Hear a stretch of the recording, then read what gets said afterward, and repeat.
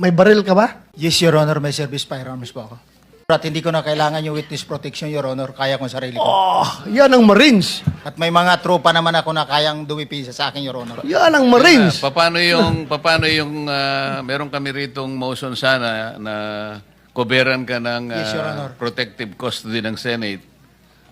Baka makatulong sa'yo. Okay lang Ayaw ko ba? rin, o Your Honor. At ayaw ko nang maka-istorbo pa ng iba, Uwa! Your Honor. Marines! Talagang, Marines! talagang kaya mong proteksyonan ang sarili mo. Yes, Your Honor. Alam mo, Mr. Chair, yung branch of service ko talaga noon, hindi pa ako nakabunot ng Philippine Constabulary. Philippine Marines ako. Ganyan po katapang yung mga Marines. Kaya, Gusto mo pala pumunta ng Marines. kaso pagbunot ko, Philippine Constabulary na bunot ko, kaya PC ako. Naging PNP. Ba't di mo sinuli tapos bumunot ka uli?